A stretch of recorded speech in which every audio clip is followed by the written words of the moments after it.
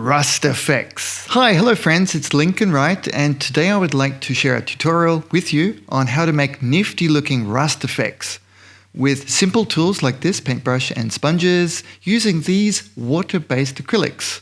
And to keep them working long, I'll be using the wet palette that I showed you in the previous video. Rust effects are a really cool addition and a good base to work from. Let's get into it. Here's how I set myself up.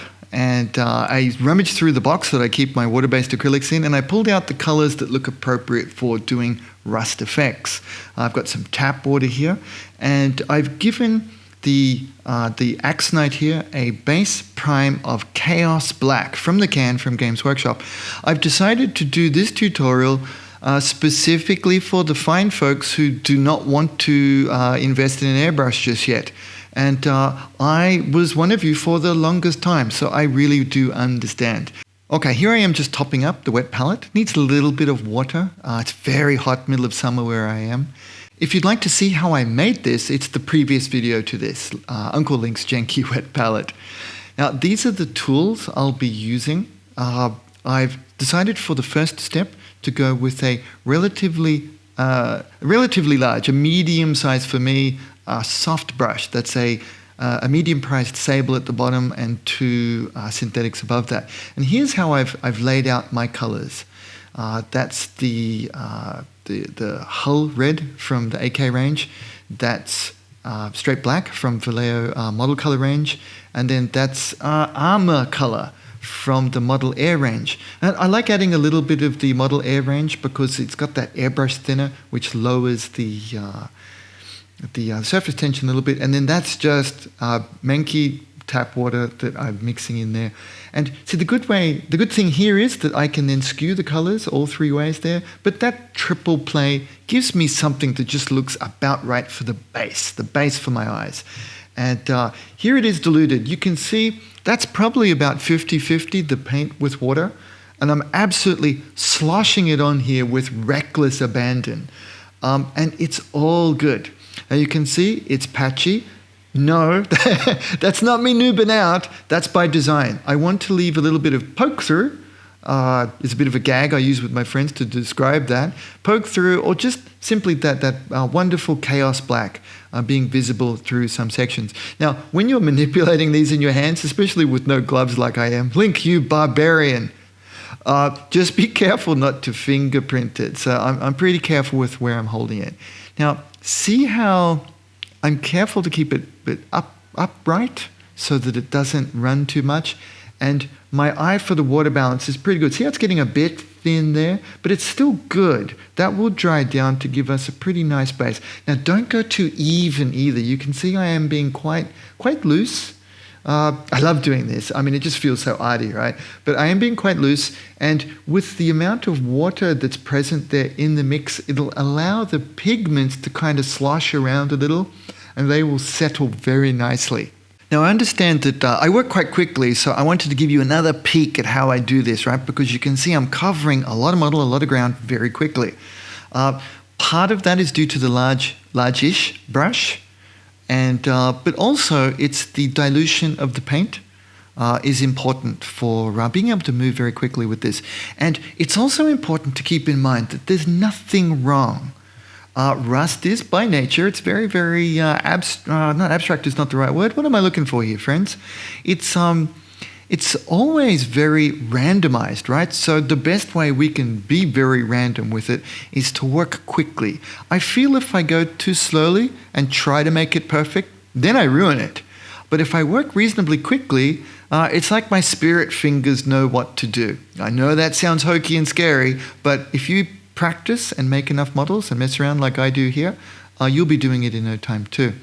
Now, pick your grip point early. You can see I'm very gingerly mixing it around. Now check this out. See how there's more of the Hull Red in this mix? See, by having the three colors there, that's what I was babbling about before.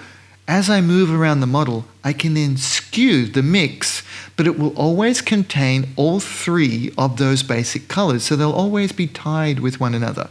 So you could see the other side was darker because it had more armor red, the armor one, the Model Air color, and and more black. Now this one with more hull red is of course skewing it a little bit more this way. Now after loading up the brush again, here's a bit of a mishap that I can show you how I recovered from. So I've got my paint solution reasonably good, but look at that. Way too much has been placed onto the model. So immediately I shift off. I've placed this across, I painted a different section that hadn't been done yet, and I quickly then move the paint that's on the surface around. I mean, it just sounds so simple when you say it, but rather than freak out and remove paint, just move it somewhere else. I mean, that would be my other one. If it was already a painted section, I would then wash the brush out and then use it to pick up some of the paint on the surface. Now you can see it's still pooling in a couple of places there. So come on, that's it, Link, good boy. Make sure to get in there and move it around. One of the things that we can, one of the risks we've got to avoid at this stage is the pooling. If we avoid that and get reasonable coverage like this, the pigments will settle into very pleasing results for us and it'll look really nifty. Now moving higher up onto the model, this is the faceplate. Look at that hull red. I'm adding more and more red. No, it's not a rule. It's just something that I thought might be nifty for this, to go with the darker tones on the back and then more reddish type rust the higher up we go on the model. These things are just whim, so you can also experiment with that yourself and it's a bunch of fun. Now you can see I'm getting pretty happy with the sloshing here, but the main thing is you can slosh early when you've still got lots of base color to cover, but once you get to the end stages and you got most of it covered, go easier on the sloshing. Now there's a sentence I never thought I would say in my life, go easier on the sloshing. But hey, with Uncle Link's painting madness like this, I guess that's a thing.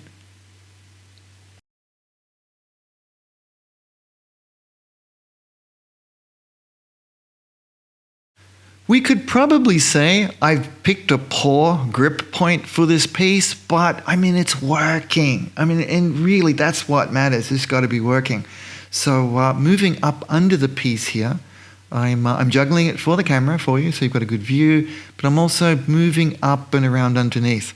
And one thing I will say that is advantageous here versus the acrylic lacquers that you often see me use is that, look at that, I'm looking towards an endpoint here. Yep, some more hull red, Link, looking good, buddy.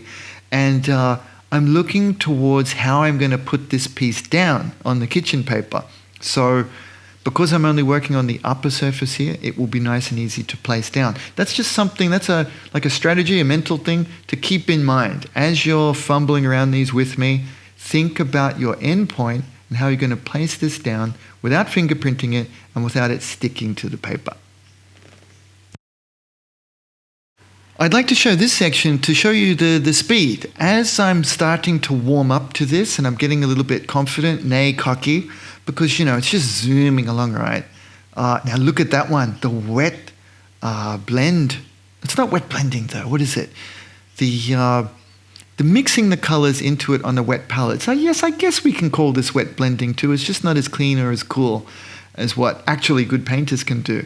I'm more about sloshing the different colors together. Now this dried magnificently, so definitely do that. It turns out really, really well. And this is the beauty of the water-based paints, is that will dry and evaporate nice and quickly for us. Now I'm realizing, see that? I'd loaded the brush a little too much. Here's that repairing it with the dryer brush, taking some of that off. Because again, the number one thing to watch out here for is the tide marks. Okay, now we're coming up to the top part of the model. See these are the shoulder armor here.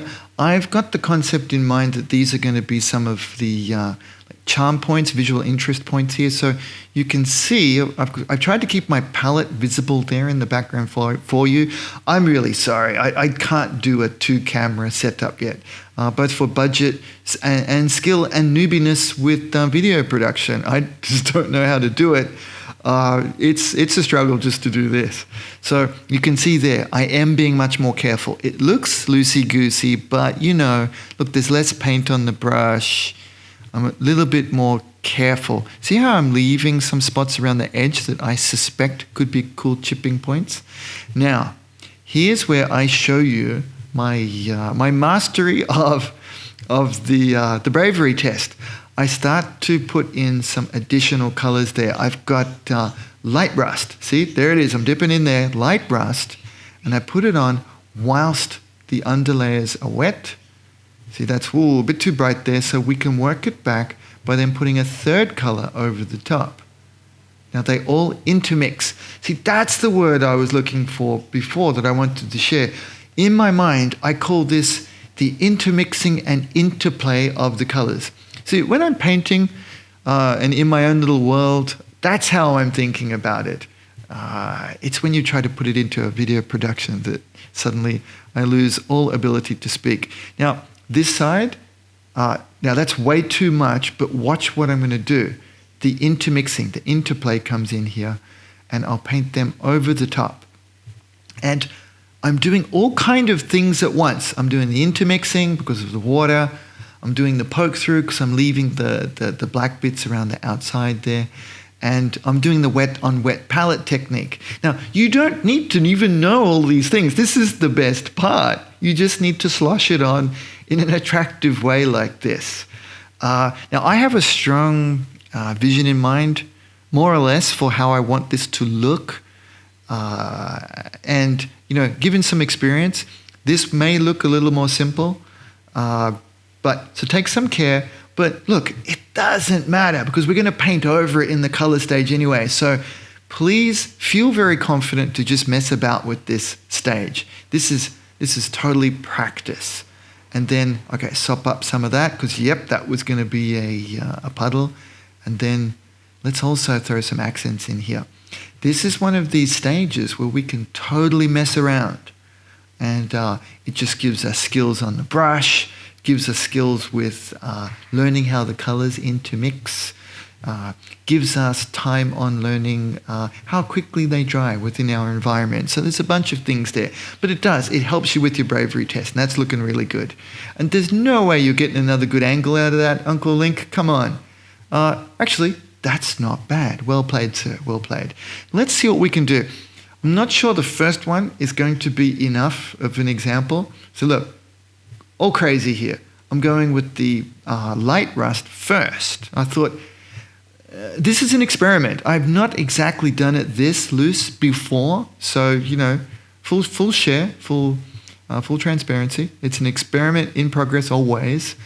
So I thought, maybe I can reduce my steps here and go just with the two. And I think it looks okay.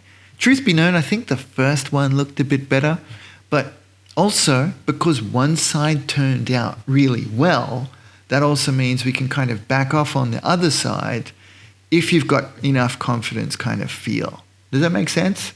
I like to think about it as keeping some reserve in your tank of creativity.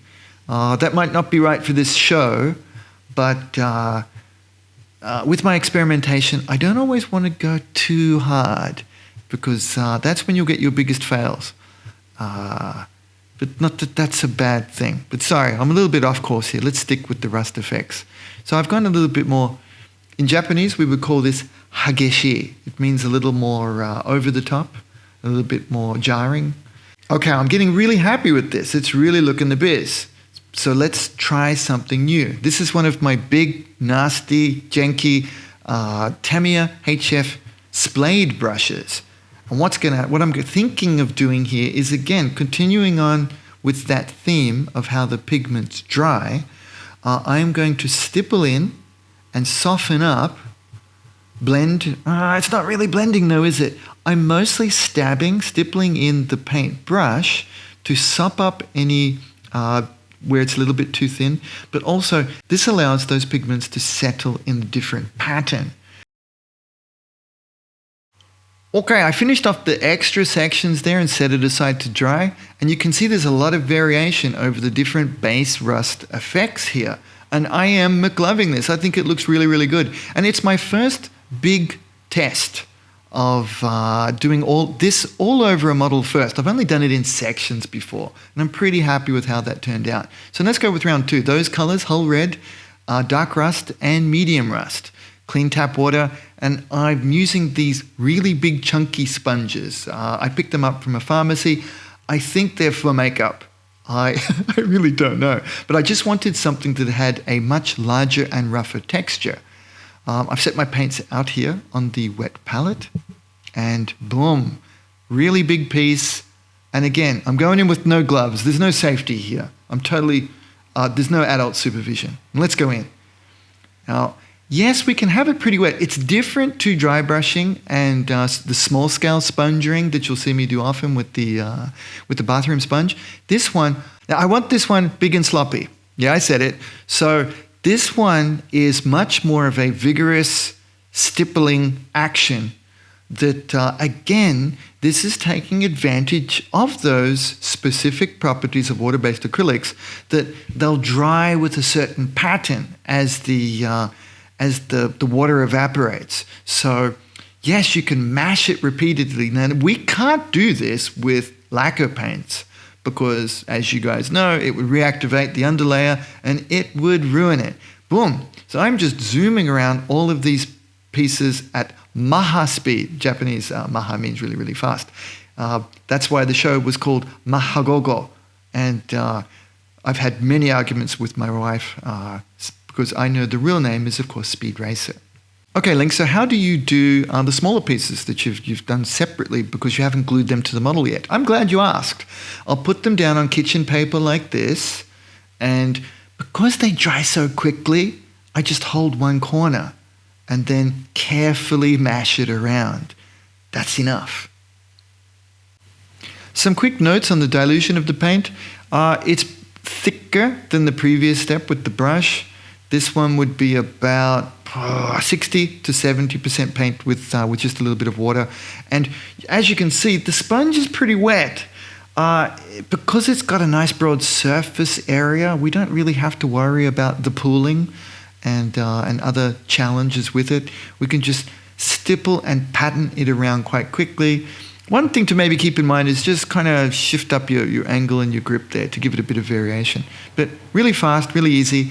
And you can see that in a couple of places, if I don't like the shape or the outline of the black poke through that I've left, I can stipple over it at this stage. Coming to the upper surfaces of the model, of course, I've added in a little bit more of the orangey tones of rust to stipple them around with a little bit less coverage though, almost to kind of highlight some of these pieces. Now, third and final round here is to use the light rust. It's the brightest color in these sets usually, but any straight orange would be more than fine from any of the paint brands. It's all good. Now, this one you can see I've thinned it there to about 50-50. I want this one to be both light. Doesn't it totally look drinkable after you mix that into the water? It looks like, you know, one of those hyper artificial drinks like Tang from back in the day that your mother actually gave you, but now you're not allowed to drink. It totally looks like that. Okay, back on target, Link. Skanky, janky, bathroom sponge. I carefully, look at that. It's exactly the right amount that I needed. just pull off a small piece. I hold it with tweezers just because I end up, mashing it in with my fingers and it kind of gets in the way.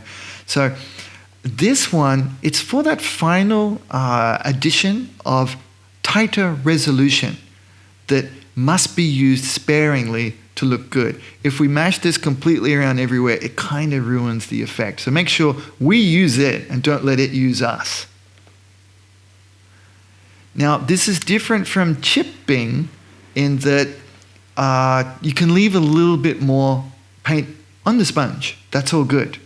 So you can see, now this is still experimental too, but I know what I want, so I can eyeball it. I'm like, yeah, that's about right. If it was normal chipping, it's probably 2 or 3 times more paint on the sponge. Did that make sense? Probably not, but watch how it applies and then you can test it. Now, here, I would say this is a bit dry with hindsight and going back, but it still looks good. And the color palette is interesting. Now, here's one of the parts that I really liked. It's a quasi-mistake / one of those moments that, it's not genius, but it's just, I got really lucky. See how I didn't like how it sat, So I scratched it across the top of the rust patch. And once I saw it, I knew not to mess with it and just left it. And it looks absolutely fantastic. Check it out. Okay, now in this third round, coming back around to the top of the model, the sponge is a little more loaded. And again, this is one of the most important areas on the form of the Mark 44 because most photos will show this area. So, but you know, you've heard me say it. Let's say it again together. Let's use restraint. Oh, groans. But yeah, restraint is a big thing for me because I don't want to go too hard. And I know a bunch of my friends, you're probably thinking the same. But restraint, baby, that's a thing now. Please, can we make that a hashtag and make stupid jokes about it, or is that too far? But restraint is don't go too hard with the sexiest of the rust effects. Very sparingly put them on. But again, like I mentioned back at the beginning, this one's totally an experiment. So knock yourself out. You can go really hard because with the next step I'll be showing you on the actual the model main color and the ID bands, we can repair it at that stage. So that's also a cool thing to do. But you can see that the pinpoints, it's totally changing the resolution of the finish. Does that make sense? Because when I talk with my friends, I like to use that expression a lot. It's one that Yokoyama-san shared with me. And this helps to really add that that notion of realism in that it's nice and tight and comes down to a fine resolution. It's looking really good. I'm really liking this. Now, again, because I've made a few of these models, I know where I want to go with this. So I've overloaded the sponge a little, wait for it to drop, and boom. I wanted a particularly big, strong orange point on that upper-facing section there. And I think that's going to look really cool, and I'll be definitely keeping that. Most happy. Now, in wrapping it up, I'm coming back to this top piece. I'm going to leave this one actually in rust finish, so I made sure to come back whilst I've got the paints open and ready, and just add in a couple of finishing touches. And I'm most pleased with this. Again, like I'm sharing, in full honesty, I've never really done a proper standalone rust finish before. It's a section that I'm required to do for the AK Interactive book, so I wanted to make something really cool with it. It's not something I ever did in the Maschinen Krieger studio because they don't show big sections of rust, but this one's just really nifty, and I had a blast messing around and doing this. And I hope I hope you had fun watching this with me, and I hope you're excited to try something out like this too. It's really fun. I've got to admit it too, I so enjoyed not having to huff fumes with this too. So I will probably be switching over to water-based acrylics just for a little while I've got that in my mind. And I hope this is more useful for those of you who need to use water-based acrylics. And I hope it empowers you so that you can see that they're totally fine to use. We just have to tweak it to take advantage of the properties of the paint. And it's very similar to other ones we can use as well, just slightly tweaked, which is all good. And this is what I was able to finish. And it was, as you can see, it was pretty quick. It was fumeless, and I really did enjoy this. I mean, that's really what this should be about, right? It shouldn't be stressful. It should be us playing and painting our toys and having a bunch of fun with it. I hope it was valuable to you too, and you'll want to use it on some of your projects. So I hope you liked the video. Please tell me what kind of models you think this might be useful for, because I'm really excited to see what you guys are going to do with this strategy. And please subscribe to the channel because I'll be sharing with you the next tutorial, which will be how I paint the main colors over this, which is also interesting, somewhat experimental as well, and it will also be with water-based acrylics. Please get together with me. Thank you very much to our Patreon support community, the people over there, who really make this happen. Your donations empower me to make this content for you. I sincerely appreciate you. And they save me from having to sell out to Big Nipper. I love that joke. It's just the best. Okay, more soon. Thanks a bunch, guys. I really appreciate you all. Bye.